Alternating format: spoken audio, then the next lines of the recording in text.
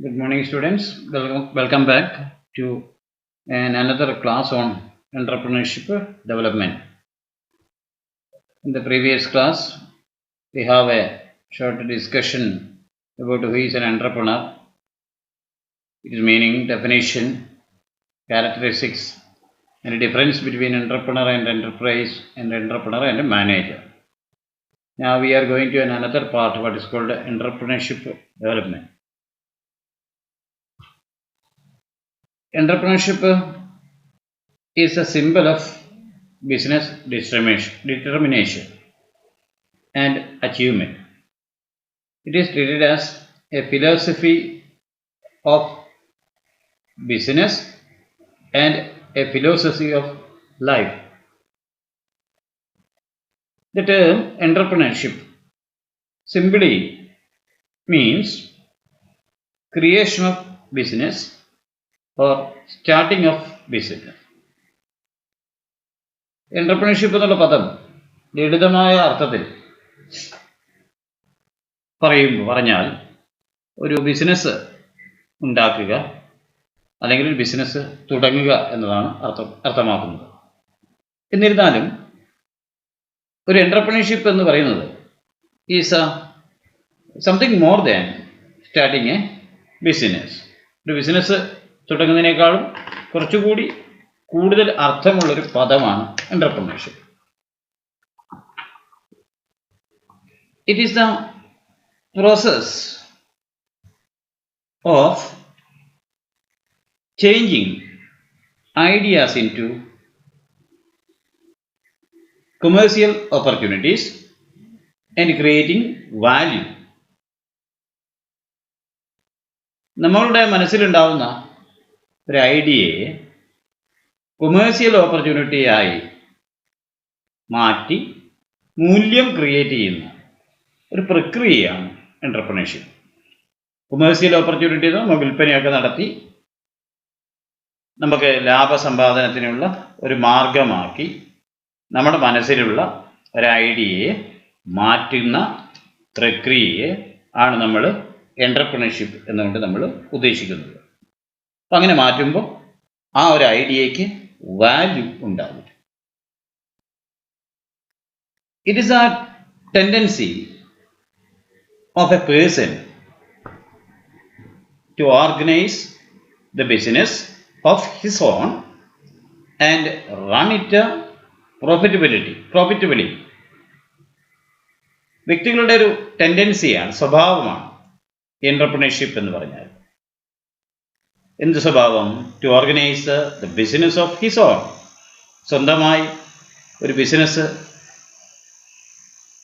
Organise ചെയ്യുകയും അത് ലാഭകരമായി നടത്തിക്കൊണ്ടു പോകുന്നതിനുള്ള ഒരു വ്യക്തിയുടെ പ്രേരണ അല്ലെങ്കിൽ ടെൻഡൻസിയെ നമ്മൾ വിളിക്കുന്ന പേരാണ് എന്റർപ്രണർഷിപ്പ് എന്നുകൊണ്ട് നമ്മൾ ഉദ്ദേശിക്കുന്നത്. എന്റർപ്രണർഷിപ്പിനെ സംബന്ധിച്ച് എന്താണ് എന്റർപ്രണർഷിപ്പ് എന്ന് സംബന്ധിച്ച് there are a number of definitions.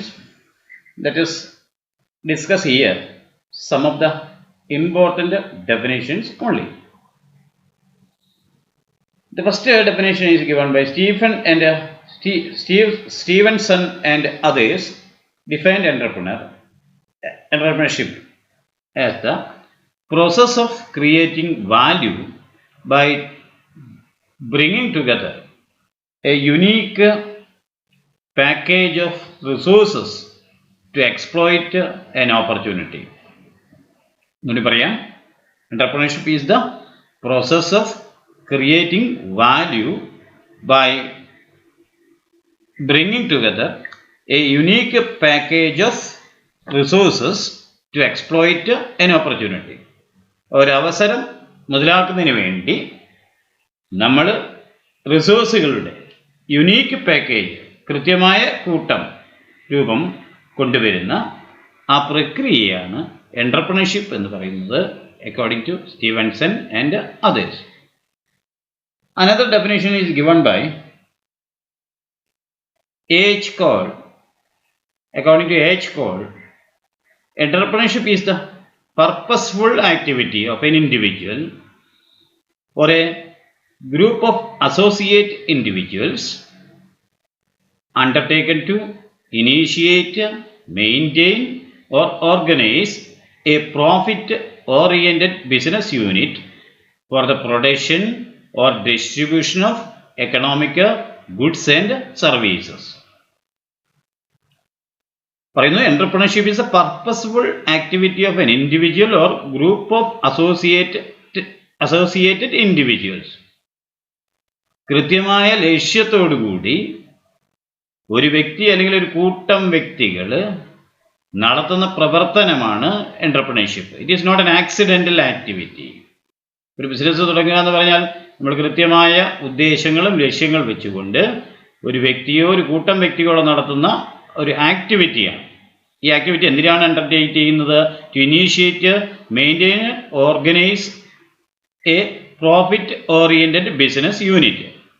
ലാഭം സമ്പാദിക്കാൻ പറ്റുന്ന ഒരു ബിസിനസ് യൂണിറ്റിനെ തുടങ്ങാൻ വേണ്ടി, നടത്തിക്കൊണ്ടു പോകാൻ വേണ്ടി, ഓർഗനൈസ് ചെയ്യാൻ വേണ്ടിയിട്ടുള്ള ഒരു ആക്ടിവിറ്റിയാണ്. ഈ ബിസിനസ് എന്തിനു വേണ്ടിയാണ്?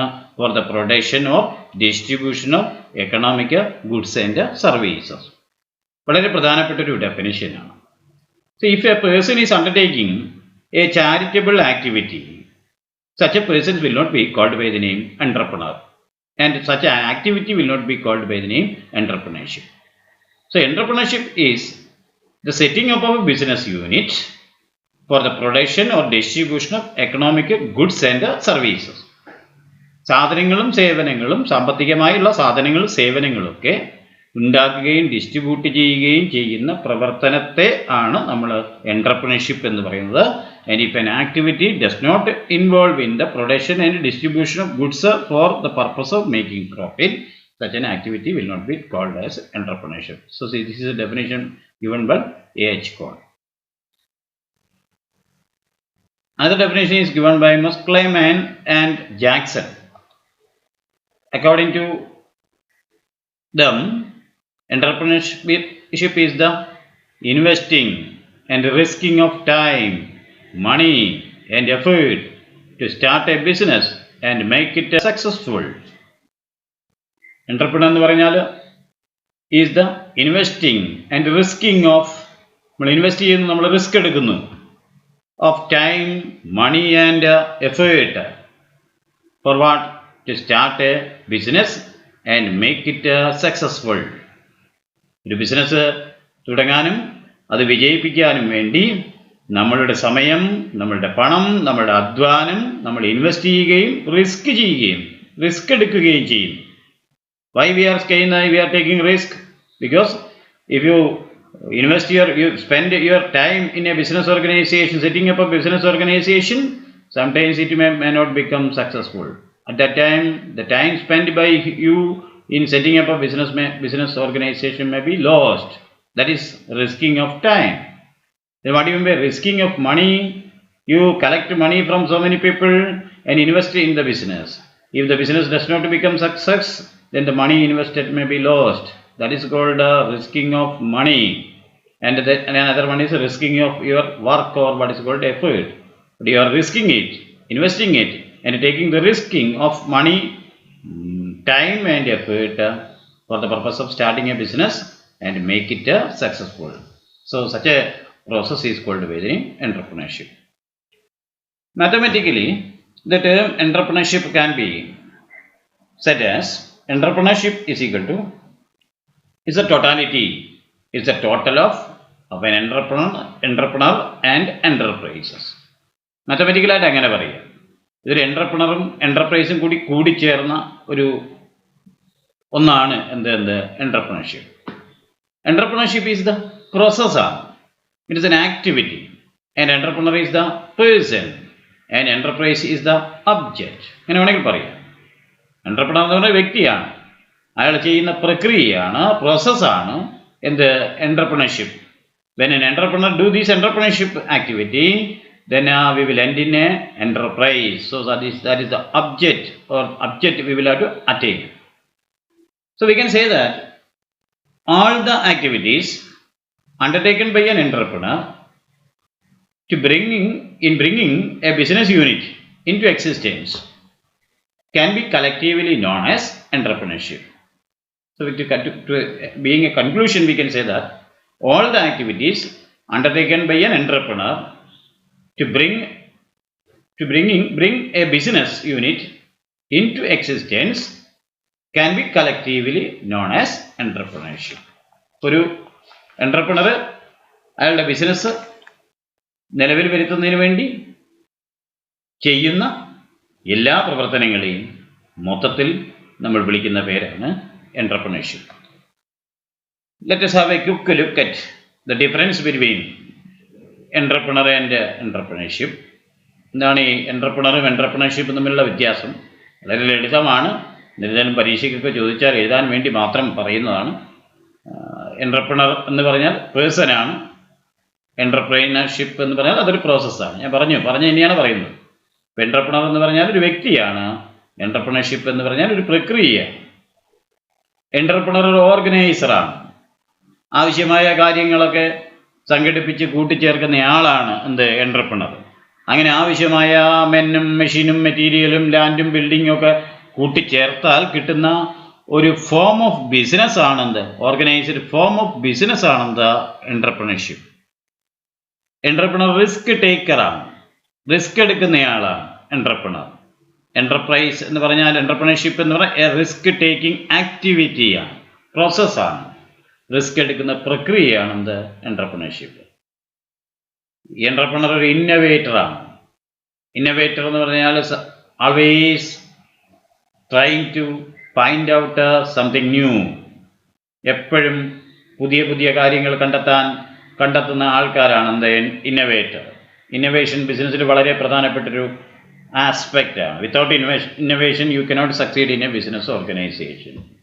ആൻഡ് എൻ്റർപ്രണർഷിപ്പ് എന്ന് പറയുന്നത് is the process of innovation. Innovation കണ്ടുപിടിക്കുന്ന പ്രക്രിയയാണ് entrepreneurship. Entrepreneur can be said to be a decision maker. തീരുമാനം എടുക്കുന്ന ആൾക്കാരാണ്.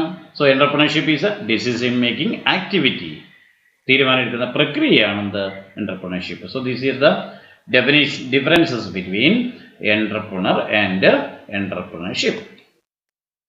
Now we are going to the next part, what is called risk involved in entrepreneurship. We can observe reward, success and achievement of entrepreneurs. നമുക്കറിയാം പല എൻ്റർപ്രണേഴ്സിൻ്റെയും റിവാർഡുകൾ, അവരുടെ വിജയങ്ങൾ, അവരുടെ നേട്ടങ്ങൾ, ഇതൊക്കെ നമുക്ക് പലപ്പോഴായി നമ്മൾ മനസ്സിലാക്കുന്നതാണ്. പല വിജയിച്ച എൻ്റർപ്രണറെ സംബന്ധിച്ചും നല്ല ബിസിനസ്സുകൾ നടത്തിക്കൊണ്ട് പോകുന്ന ആളെ സംബന്ധിച്ചുമൊക്കെ നമുക്ക് ഒരുപാട് അറിയാം. എന്നിരുന്നാലും എൻ്റർപ്രണർഷിപ്പിന് ഒരു ഡാർക്ക് സൈഡ് ഉണ്ട്. There is A dark side of entrepreneurship also. ഈ ഡാർക്ക് സൈഡിനെ നമ്മൾ വിളിക്കുന്ന പേരാണ് is the risk involved in entrepreneurship. Of course entrepreneurship will provide you with higher reward. ബിസിനസ്സിൽ എന്ന് പറയുന്നത് നല്ല പ്രതിഫലം കിട്ടുന്ന ഒരു മേഖലയാണ്. This higher reward usually mean higher risk also. Whenever you get a higher reward, there is a chance of higher risk also. And beyond some level, risk may continue to rise while reward does not. ഇങ്ങനെ risk ഉണ്ടാകുമ്പോൾ എല്ലായ്പ്പോഴും എൻ്റർപ്രണർക്ക് അത് സഹിക്കാനുള്ള ശേഷി ഉണ്ടായിക്കൊള്ളണമെന്നില്ല. ഒരു നിശ്ചിത level കഴിഞ്ഞാൽ risk ഇങ്ങനെ കൂടിക്കൊണ്ടിരിക്കും, reward അതിനനുസരിച്ച് ഉണ്ടാവുകയുമില്ല. അപ്പം അങ്ങനെയുള്ള ആ ഒരു possibility of making loss is called by the name the risk involved in entrepreneurship. So every activity, every economic activity, the process of entrepreneurship also has a number of risk involved in it. It is not necessary that you always will succeed or you always will be rewarded. നിങ്ങൾക്ക് എപ്പോഴും വിജയിക്കാൻ പറ്റും, എപ്പോഴും നിങ്ങൾക്ക് നല്ല ലാഭം കിട്ടുമെന്ന് നിങ്ങൾക്ക് പ്രതീക്ഷിക്കാൻ സാധിക്കില്ല. പലപ്പോഴും നിങ്ങൾക്ക് പലതരത്തിലുള്ള ദോഷവശങ്ങളും ഉണ്ടാവാൻ സാധ്യതയുണ്ട്. ആ ദോഷവശങ്ങളെ നമ്മൾ വിളിക്കുന്ന പേരാണ് റിസ്ക് ഇൻവോൾവ്ഡ് വിത്ത് എൻ്റർപ്രണർഷിപ്പ് എന്ന് വിളിക്കുന്നത്. റിസ്കുകൾ പലതരത്തിലുള്ള, സാധാരണയായിട്ട് എൻ്റർപ്രണർഷിപ്പിൽ ഉണ്ടാകുന്ന റിസ്കുകളെ നമുക്ക് പലതായി നമുക്ക് തരംതിരിക്കാം. അതിൽ ഒന്നാമത്തെ റിസ്ക് വരുന്നത് ഫിനാൻഷ്യൽ റിസ്ക്കാണ്. റിസ്ക് ഉണ്ട്. ഇവിടെ നമുക്കറിയാം, entrepreneurs has to invest money in enterprises and while investing money in an enterprise, he is expecting of getting in return sufficient profit along with the investment. Entrepreneurs അവരുടെ പണം ബിസിനസ്സിൽ നിക്ഷേപിക്കും, invest ചെയ്യും. നിക്ഷേപിക്കുമ്പോൾ അയാളുടെ പ്രതീക്ഷ എന്താണെന്ന് വെച്ചാൽ അയാളുടെ നിക്ഷേപവും ലാഭവുമായി അയാൾക്ക് ലാഭത്തോടു കൂടി അയാൾക്ക് തിരിച്ചു കിട്ടുമെന്നുള്ള പ്രതീക്ഷയിലാണ് അയാൾ ഇൻവെസ്റ്റ് ചെയ്യുന്നത്. But there is no guarantee of getting back the profit or investment. In a business there is no guarantee of getting back the profit or investment. നമ്മൾ നിക്ഷേപിച്ച തുകയും അതിൽ ലാഭവും കിട്ടുമെന്ന് ഒരു ഗ്യാരണ്ടിയും പറയാൻ പറ്റാത്ത ഒരു എക്കണോമിക് ആക്ടിവിറ്റിയാണ് എന്ത് ബിസിനസ്. നിങ്ങൾ ചെറിയ ക്ലാസ്സിലൊക്കെ പഠിച്ചിട്ടുണ്ടാവും different types of economic activity. Employment, profession, business ഒക്കെ ഒരു പലതരത്തിലുള്ള എക്കണോമിക് ആക്ടിവിറ്റിയാണ്. അതിൽ ഏറ്റവും കൂടുതൽ റിസ്ക് ഇൻവോൾവ് ചെയ്തിരിക്കുന്ന എക്കണോമിക് ആക്ടിവിറ്റിയാണ് ബിസിനസ് എന്ന് പറയുന്നത്. When you are going for an employment, you are sure that you will get a monthly salary. But in a business, when an entrepreneur invests money, there is no guarantee that he will get back his investment or profit. Sometimes he may get back the investment and profit, sometimes he may not get. Sometimes he may get attractive income or may get only limited income, or sometimes he may incur losses also. ചിലപ്പോൾ നല്ല വരുമാനം കിട്ടിയെന്നിരിക്കാം, ചിലപ്പം വളരെ ചുരുങ്ങിയ വരുമാനമേ കിട്ടിയെന്നിരിക്കാം, ചിലപ്പോൾ അയാൾക്ക് നഷ്ടവും ഉണ്ടാകും. And if his business fails, the money or resources he invested in the business will be lost. എന്തെങ്കിലും കാരണവശാൽ നമ്മുടെ ബിസിനസ് പരാജയപ്പെട്ടാൽ അയാൾ ഈ ബിസിനസ്സിൽ നിക്ഷേപിച്ചിരിക്കുന്ന പണവും മറ്റ് റിസോഴ്സസും നഷ്ടപ്പെട്ടു പോകാനുള്ള സാധ്യതയുണ്ട്. So such a loss is called financial risk. It is the risk of making financial losses. This is the first risk involved in entrepreneurship. The second risk is personal risk. Starting a new venture or starting a new business uses much of the entrepreneur's energy and time. Starting a new business is not simple. It requires a great part of the entrepreneur's energy and time. He will have to spend more time and he will have to spend more energy in setting up of a business organization. And he will have to become fully engaged with his business. Sometimes in such circumstances he may not get sufficient time for his or her other commitments. ഒരു ബിസിനസ്സിൽ തുടങ്ങുക എന്ന് പറഞ്ഞാൽ എളുപ്പമുള്ള പണിയല്ല. ഒരു എൻ്റർപ്രണറെ സംബന്ധിച്ചിടത്തോളം അയാളുടെ ശേഷിയുടെ വലിയൊരു ഭാഗവും അയാളുടെ സമയത്തിൻ്റെ വലിയൊരു ഭാഗവും അയാൾ ബിസിനസ്സിന് വേണ്ടി ഉപയോഗിക്കേണ്ടി വരും. അപ്പോൾ അങ്ങനെ ഉപയോഗിക്കുമ്പോൾ അയാൾക്ക് മറ്റ് ഉത്തരവാദിത്തങ്ങളിൽ പലപ്പോഴും സമയം കിട്ടാതിരിക്കും. Or his or her other commitment may suffer. And sometimes he may be required to sacrifice the pleasure attached to family and social life also. അയാളുടെ ഫാമിലിയുമായിട്ടുള്ള ഇടപെടലുകളും അയാളുടെ സാമൂഹ്യ ഇടപെടലുകളിൽ നിന്നൊക്കെ കിട്ടുന്ന അയാളുടെ സന്തോഷം പലപ്പോഴും അയാൾക്ക് ത്യജിക്കേണ്ടി വരും. He may get a very little time to spend with his family. A businessman, usually. The ബിസിനസ്സുകാരൊക്കെ ആണെങ്കിൽ അവർക്ക് അവരുടെ കുടുംബമായിട്ട് ഇടപഴകാനും ഒക്കെയുള്ള സമയം വളരെ കുറവായിരിക്കും. സാമൂഹ്യമായിട്ടുള്ള ഇടപെടലുകൾ നടത്താനൊക്കെയുള്ള സമയം വളരെ കുറവായിരിക്കും. So he will have to sacrifice all these things in order to start and run his business organization. This type of risk is called personal risk. That means while starting a business and running a business organization, his other commitment may suffer. So this is the second risk involved in entrepreneurship. The third risk is career risk. Career means job.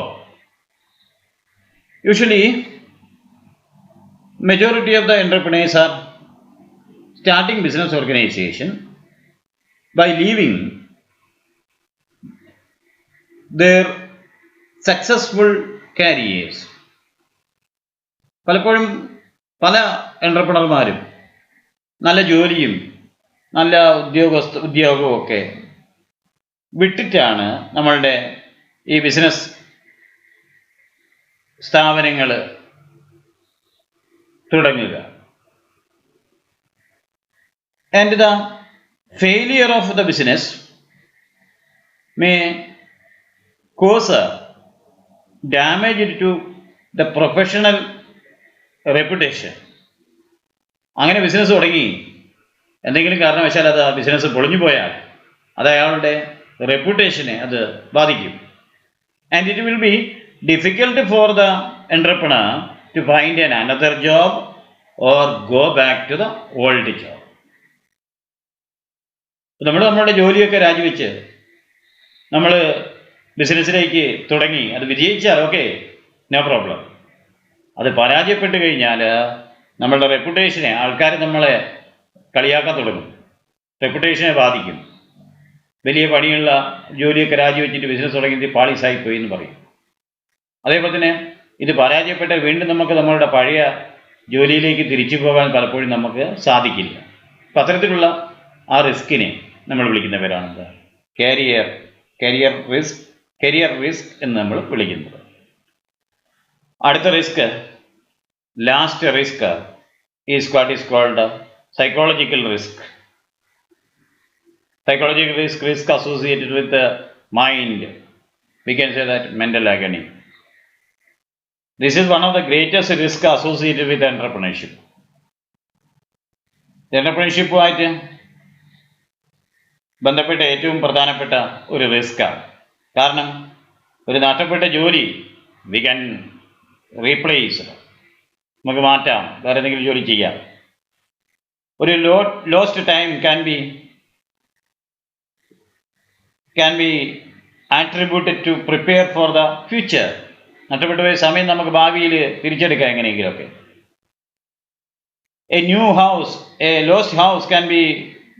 House can be build. Business തുടങ്ങി നമ്മുടെ വീടും സ്ഥലങ്ങളൊക്കെ നഷ്ടപ്പെട്ടു പോയിട്ടുണ്ടെങ്കിൽ വേണമെങ്കിൽ ഒരു പുതിയ വീട് നമുക്ക് ഉണ്ടാക്കാം. ആൻഡ് അവർ family members will usually adopt with us. But the mental agony which the entrepreneur suffer from the failure of business is very great. Business പരാജയപ്പെടുമ്പോൾ ഒക്കെ ഉണ്ടാകുന്ന മാനസിക സംഘർഷം വളരെ പ്രധാനപ്പെട്ടതാണ്.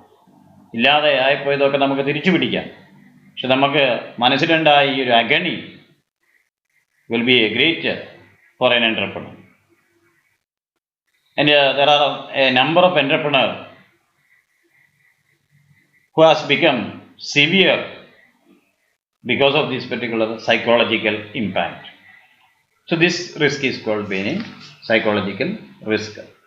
ഇതൊക്കെയാണ് നമ്മുടെ entrepreneurship risk and associated with the entrepreneurship. നമുക്കിനിയും കുറച്ച് കാര്യങ്ങൾ പഠിക്കാനുണ്ട്. ബാക്കി കാര്യങ്ങൾ നെക്സ്റ്റ് ക്ലാസ്സിൽ. Thank you.